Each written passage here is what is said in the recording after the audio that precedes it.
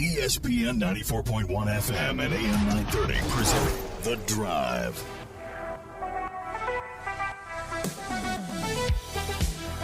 Thursday edition underway. It's The Drive on ESPN 94.1 and AM 930. I'm your host, Paul Swann. You can be a part of the program by hitting us up on our text line. It's open right now. It's 304-396-TALK, 304-396-8255. That's how this show works. You text in, I respond. We talk about sports together.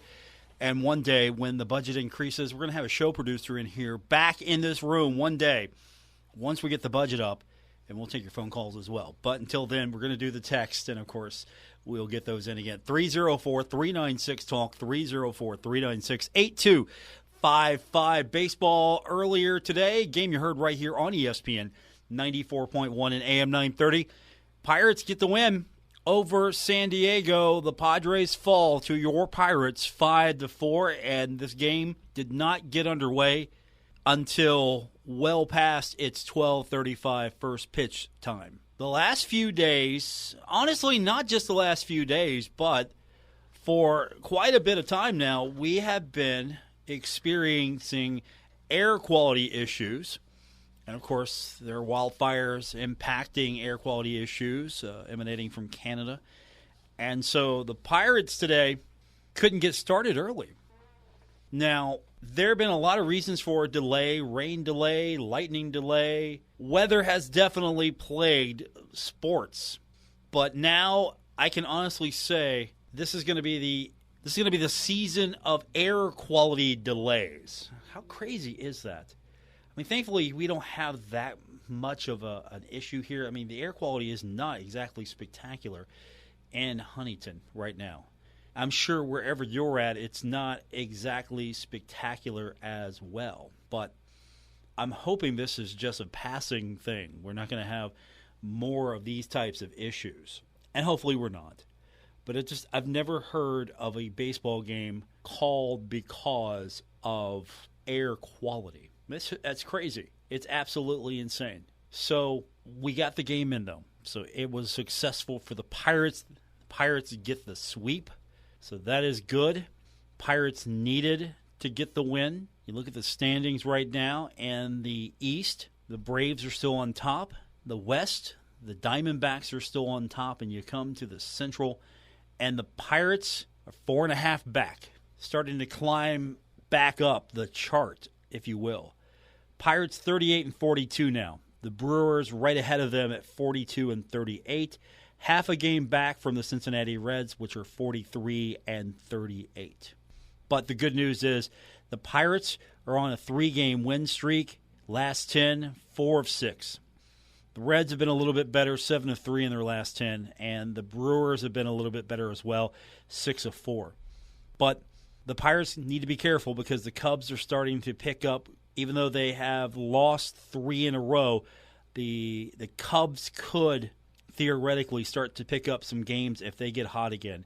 Of course, the Cardinals are 9 back. I don't see the Cardinals making a run here. It could happen, though. So we'll keep an eye on all of that. Pirates baseball. We'll have it for you all season long right here on ESPN 94.1 and AM 930. Milwaukee, opportunity for the Pirates to try to maybe catch up a little bit with the Reds and leapfrog over Milwaukee. 4.5 back. Milwaukee's a half game back. 7:05 first pitch. We've got it for you tomorrow right here on ESPN 94.1 and AM 930. So speaking of baseball, things are still looking pretty good over at Jack Cook Field. I saw the video the Thundering Herd Athletic Department posted, the little drone flyby. Looking pretty good over there. And with that said, tomorrow I'm going to be at the presser for Morgan Zirkle. And I know they're going to do it originally outside. We'll get into that a little bit more, but that's been moved. So that's going to be moved to indoors. And again, why? Air quality. Air quality has not been really good right now around the tri-state. So if you need to be outside, and I mean this, if you need to be outside, don't linger. Don't go outside cutting grass unless it's a little bit better. You know your limitations, but it's a little hazy out there right now. So the presser for Morgan Zirkle is going to be in the big green room at Jones C. Edwards Stadium. It is open to the public. Used to be scheduled for Dot Hicks Field, but potential air quality and weather concerns moving it in store. So we'll have, of course, that coming up for you tomorrow.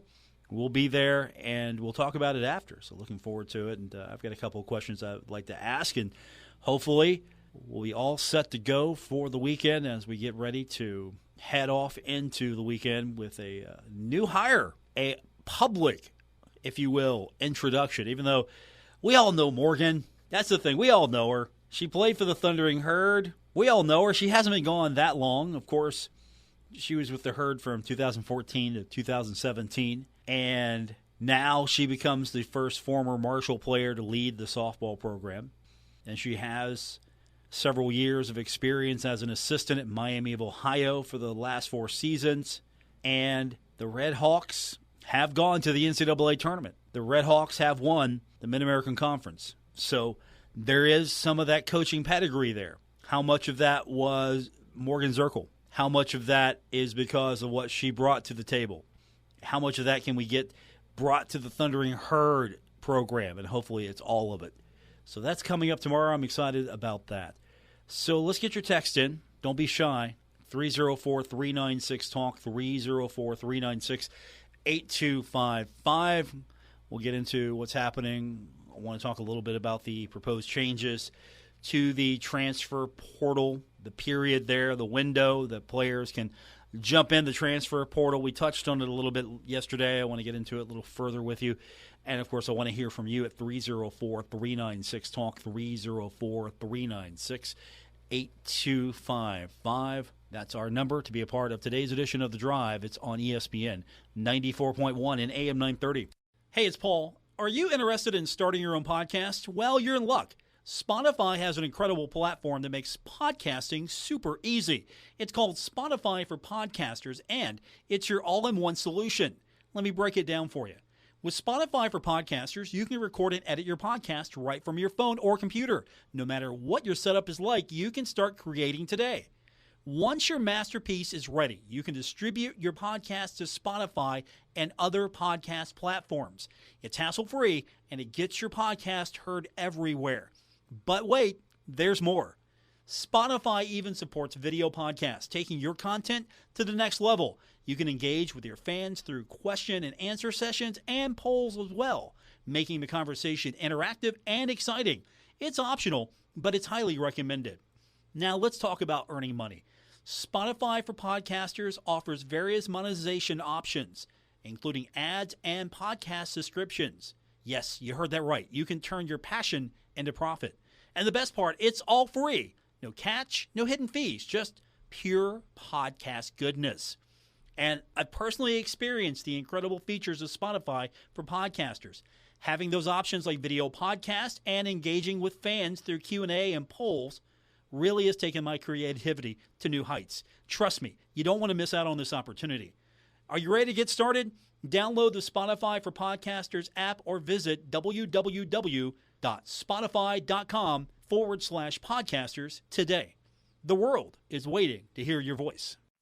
We're taking Paul Swann everywhere. Download or subscribe to The Drive with Paul Swann on Apple Podcasts, Spotify, or wherever you get your podcasts.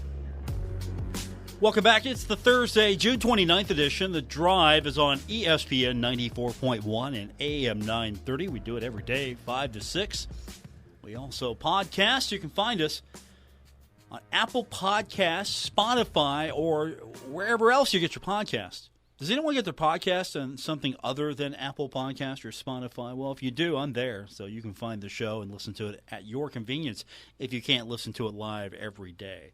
So let's get the text line going, 304-396-TALK, 304-396-8255. I think this was meant for me yesterday. I don't know. Sometimes we share text with the Rock Station, 92.7, 98.5, The Planet. We've got multiple text lines, and they like using ours sometimes because, well, we've got the cool text line. Anyway, I'm not sure if this was meant for me. Nebraska equals corn and sadness. Yes, I I recall, yes, we were talking yesterday about how many wins Nebraska's had since moving to a new conference. So, yes, Nebraska equals corn and sadness. I like corn, though. Is it a cornfield of sadness? You know how the Cleveland Browns, they play in a factory of sadness? Is Nebraska, at least Nebraska Cornhuskers football, a corn factory of sadness, a cornfield of sadness?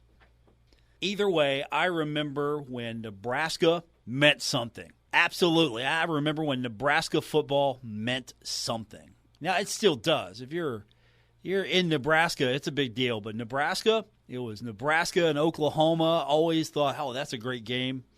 As a youth, at least I was told it was a great game. And I watched it. Oh, yeah, it's pretty good. That's a good rivalry there. And now it's, as the texter says, corn and sadness. 304-396-TALK, 304-396-8255. So the transfer portal continues to be a subject that we all love to talk about. And we touched on it a little bit yesterday, but it looks like now the NCAA Division I Council proposing changes to the transfer portal window, trying to reduce the duration student-athletes have to enter the portal, trying to knock that down from 60 days to 30 days. Currently, there are transfer windows in college football that start the day after college football playoff teams are announced and remain open for 45 days. There's also a transfer window in the spring from April 15th to April 30th. Winter sports have a 60-day transfer window that begins with a given sports championship selection, while spring sports have a 45-day transfer window, which begins with their respective championship selection. The transfer windows implemented recently to establish a limited time frame for student athletes to transfer between schools. I think that is absolutely needed. It was not intended to be something you can just hop in and hop out of, or something that if the wind didn't blow the right way that you would just declare yourself out. You should have the right to transfer, but I think it needs to be a little bit more uniform. It needs to be a little bit more restricted. I don't want to say rigid, but it does need to be a little bit more restricted. So the goal here is to try to kind of clean this up. So now to gain immediate eligibility at the chosen next school, undergraduate student athletes must enter their name in the transfer portal during these windows. It is not necessary for them to complete the transfer within the window as long as their name is entered before the window closes. So if you enter and the last day before the portal closes, you can do business. Here's some of the numbers. This was reported, including on ESPN.com. In the past winter, a total of 2,224 Division I football players entered the transfer portal, while 1,373 entered during the spring period. Absolutely a flood of players. And now you know why. You got to look at players. You got to look and see, okay, of all of the players that are available, is there a player that makes the team better? And you have to do that now. Absolutely cannot ignore this, because there's a new wealth of talent that maybe you have access to. You always look and evaluate and see where the talent's at. Why did this player put themselves in the transfer portal? Why is this player available now? Is it a coaching change? Is the player not getting enough playing time? Is it personal reasons? Is it something innocent like that? I mean, it could be. Yeah, there are some kids who enter the transfer portal because they want to be closer to home because, one, maybe they're homesick. Two, maybe there's issues at home that require them to be closer to home. Three, there could be some situations where maybe the school's not a good fit. I mean, absolutely, that's a valid reason. Kid could come to Marshall and find out that, you know what, Marshall's really not the best fit for me. I love playing football here, but I don't think this is where I want to get my education. There are those reasons, and that can cover all sports. So they're going to try to come up with some measures here. The Division I Council will conduct a final vote on the proposed changes during its October meeting. Do you think the transfer portal should be right where it's at? Should it be longer, or should it be shorter? That's the big question. Should it be longer? Should it be shorter? That's where we're at right now. And, of course, remember some of the other stuff that they were talking about. The Division I Council is considering implementing the guardrails, trying to limit FCS to FBS transitions, increasing the one-time fee from $5,000 to $5 million to prioritize institutional support over fan support. Because if you can drop the $5 million, you should be able to have a successful program at the next level. It's easy for a donor. You could get a donor. $5,000, hey, we need $5,000 so we can hit the send button on the application fee. All right, we got that for you. $5,000, here you go. Tax deductible? Yeah, okay, here it is. And again, some of the other things they're trying to come up with, like having the requirements for FBS schools and schools transitioning from FCS to FBS. They want those to hit August 1st, 2027. And some of those requirements are going to be funding 90% of allowable scholarships in at least 16 sports. 16 sports. Now, how many sports does Marshall have? Let's count. Men's baseball, men's basketball, men's cross country, football, golf, soccer, track and field. That's 7 on the men's side. Women's basketball makes 8. Women's cross country makes 9. Women's golf makes 10. Women's soccer makes 11. Women's softball makes 12. Swimming and diving makes 13. Tennis, 14 for the women. Track and field, 15. Volleyball, 16. So Marshall would qualify if trying to transition today. If Marshall was a 1AA, a FBS school, FCS school moving to FBS, Marshall would qualify. Marshall has enough sports. Some programs don't. So here's the requirement. If you want to make the transition, you want to play at the next level, you want to play big boy sports, you want to play big girl sports, you want to play top-level sports, you have to have funding for 90% of allowable scholarships in at least 16 sports, offering at least 210 total scholarships and $6 million in scholarships across all sports because schools are jumping up. There are schools that are jumping up. Why are schools jumping up? Because the conferences that are big are trying to get bigger. And so the conferences that are left are trying to pick each other apart. What happened? Well, the American got picked off a little bit, so the American had to go somewhere. And it seems like Conference USA has been the feeder program for the American for quite some time now. So the American gets what's left of the good schools, if you want to call it that, the good schools in Conference USA. So Conference USA needs to try to come up with something. So Conference USA goes after some new memberships, and you got to elevate some schools. And again, it could have been worse for Conference USA. Imagine if the Mid-American Conference was able and successful in luring Middle Tennessee and Western Kentucky. And the Mid-American Conference did not want one or the other. It was you're coming as a pair or you're not coming as all. Remember those conversations? And so Western would have probably said yes, and Middle Tennessee not so much interested in that because Middle Tennessee wants to be perceived as a Southern school. And we all know that the Mid-American Conference is not a Southern league. I think it would have been fine. The travel would have been fine, I think. Honestly, I think travel would have been better in the Mid-American Conference, and it definitely would have been in Conference USA for that. I mean, that's part of the reason why Marshall's in the Sun Belt. The conference travel is different, but at the same time, all of the schools are connected. There are no gaps in the map. It's one continuous conference across state lines. No gaps in the map. All the states connect. You don't have to hop over a state. You're not driving past someone to go play someone else.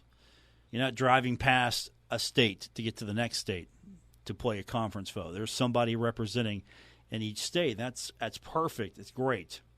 Now, gambling violations are going to be its own thing. That's going to be something that I'm sure will come up because we had some suspensions today in the NFL. And, here's the funny thing about that.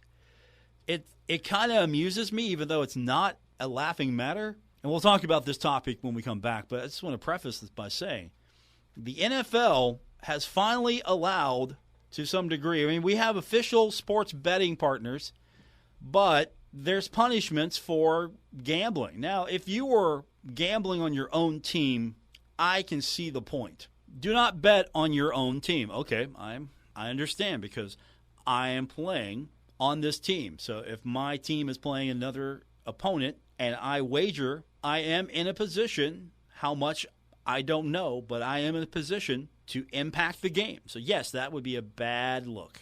You don't want somebody betting on, hey, we're betting on the other team to win, and magically they win. How'd that happen? You fumble the ball? What? You know what I'm saying. Now, if a grown adult wants to go and gamble on baseball, if I'm a football player, I want to gamble on baseball, I want to make a bet, sure, it's your money, you do it. But the league coming down on gambling, and I think that's a little bit of a bad look because, again, I go to NFL stadiums and I go see a game and there's advertisements for gambling apps and betting, but yet they're not allowed to bet. College level, there could be some new rules to address gambling violations. So we're going to talk about that when we continue. We'll get your text in, 304-396-TALK, 304-396-8255. Thanks for tuning in to today's edition of The Drive on ESPN 94.1 and AM 930. This is The Drive with Paul Swann on ESPN 94.1 FM and AM 930. Welcome back to your Thursday edition of The Drive on ESPN 94.1 and AM 930. We'll get your text in this hour, 304-396-TALK, 304-396-8255. One item you might have missed yesterday was on Twitter, Marshall men's basketball picking up a late commitment for the upcoming season. A 6'9" wing forward in Pete Moe from Indianapolis. So basketball still seems to be doing okay so far. The NHL draft was last night, and honestly, I'm not a big fan of the NHL draft. You would be surprised if you followed me for a long time. You know how I love hockey, but the draft, not my thing. It's not that exciting because, again, the fun of the NFL draft is you're drafting players that are going to either start or be on the roster right away. At least when you get into the later rounds, there's always the thought that, okay, maybe there's going to be someone you're going to develop.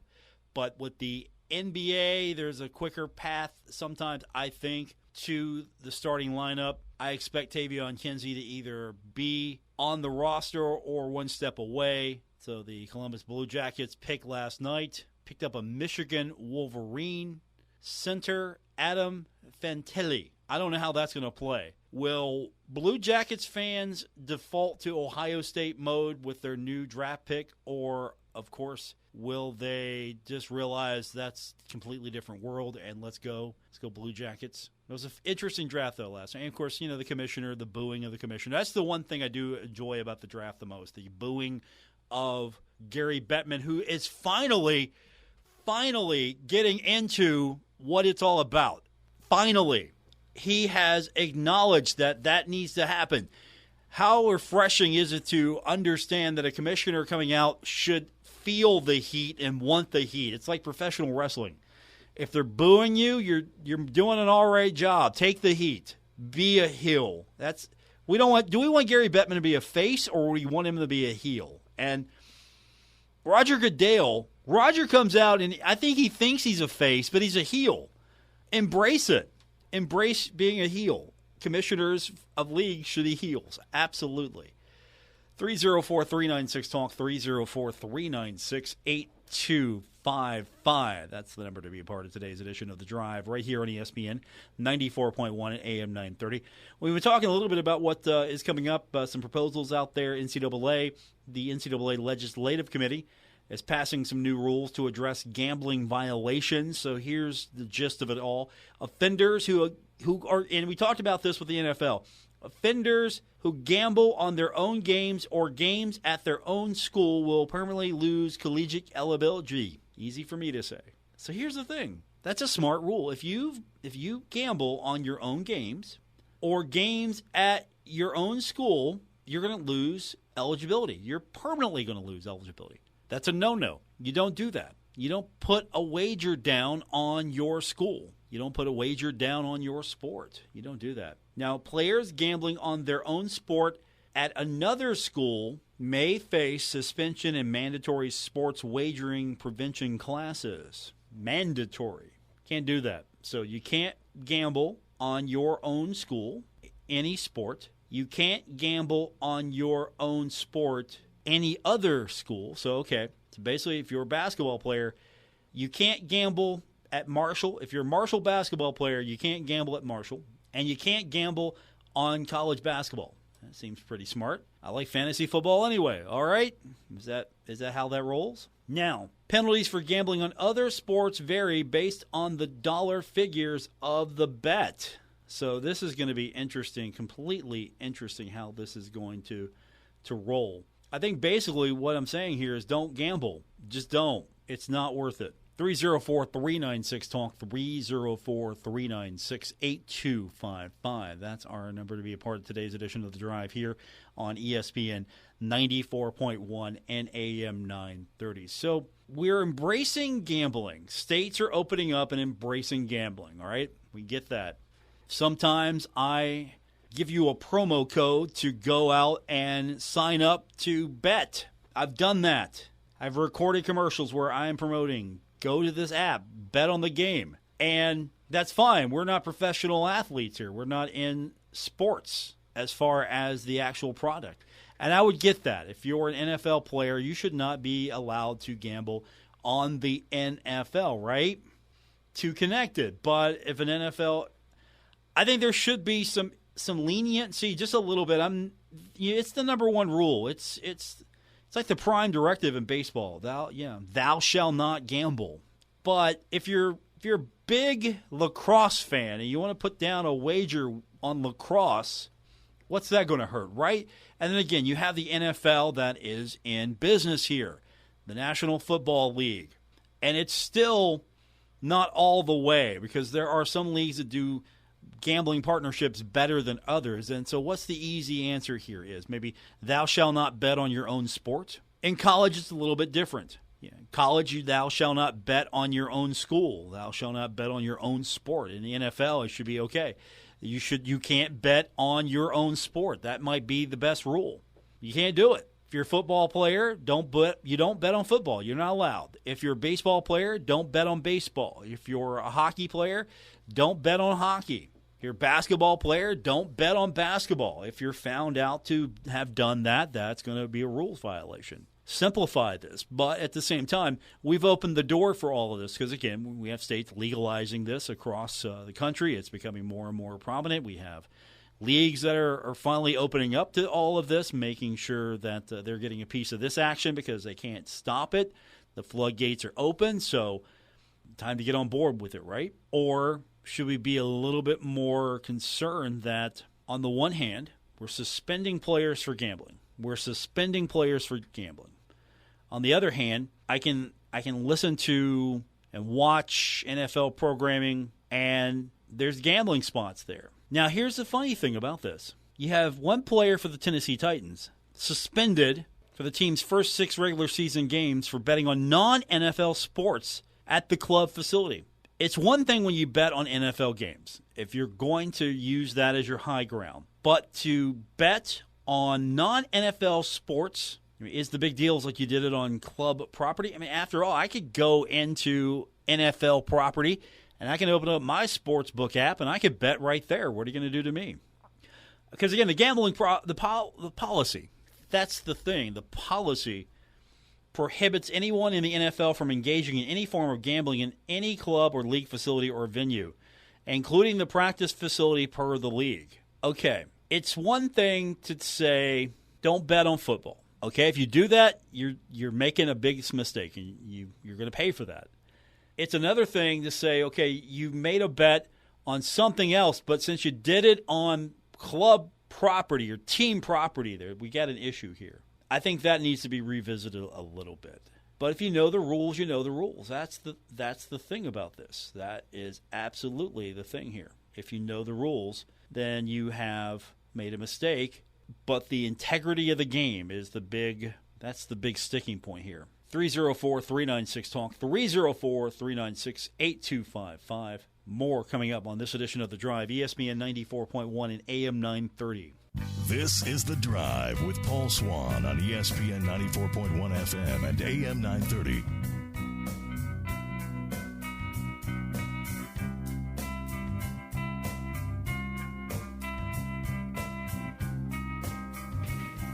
Welcome back to today's edition of The Drive on ESPN 94.1 and AM 930.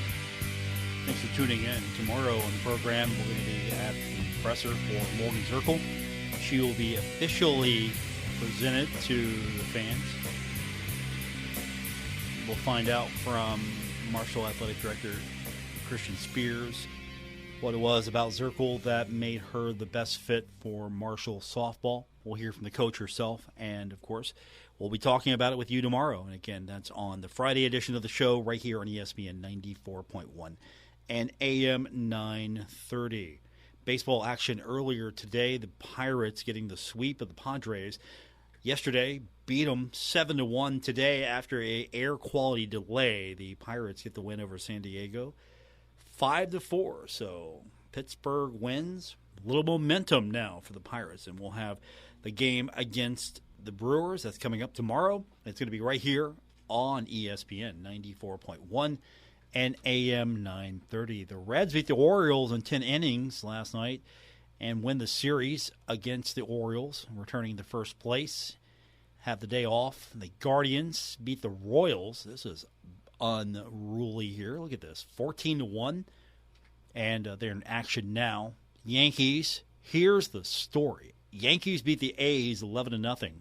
Yankees pitcher Domingo Germain throws a perfect game, the 24th in Major League history and 4th in Yankees history. Only the 4th in Yankees history. That surprised me when I saw that stat, because I would think a team as, well, let's just put it to you this way. It's the Yankees, and this is only the 4th time in Yankees history, so that's a pretty big stat there. And then in the Atlantic League, the Spire City Ghost Hounds defeated Charleston 8-6. The Dirty Birds go down in that one. Final game of the series coming up tonight, 6:35 at Go Mart Ballpark. And as we mentioned, NHL Draft was last night. The 3rd round pick for the Columbus Blue Jackets.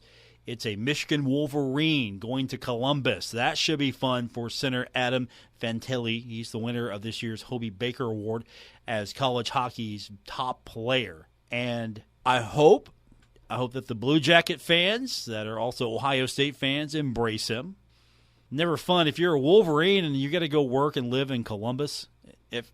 Seriously, if you're a Michigan Wolverine and like, hey, you're going to Columbus, great. Absolutely looking forward to that. Absolutely. One final note, a couple of final notes actually. I don't know if you all know this, but our news director, Bill Cornwell, is a big UK fan, and he was telling me that he was excited about this. Kentucky's going to host Miami, which is obviously a 2023 Final Four participant in the inaugural ACC SEC Challenge on November 28th at 7:30 p.m. inside of Rupp Arena. It's going to be just the 5th meeting between the two schools and the first in the John Calipari era. UK is 3-1 overall in the series, but did lose 73-67 in the last matchup. Also, on the women's side, UK's women will play host to Boston College. Doesn't seem to have the same ring, does it? Kentucky, Miami, that should be fun. And then Kentucky and Boston College. I don't know. I'm down with this. ACC, SEC Challenge, I'm down with this. I'll enjoy this. I remember coming home and watching those Big East challenges. I was a huge Big East basketball fan. I love watching Big East basketball. It was good stuff back in its day. I mean, the Big East is still good stuff, but it was really good stuff back in its day. And so I like stuff like this. I know the Sun Belt MAC Challenge maybe doesn't ring as true as the ACC SEC Challenge, but I'm okay with this. I like it.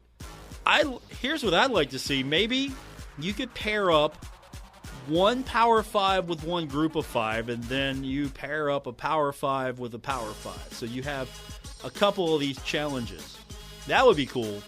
Could you imagine the Sun Belt and the SEC, Sun Belt SEC Challenge?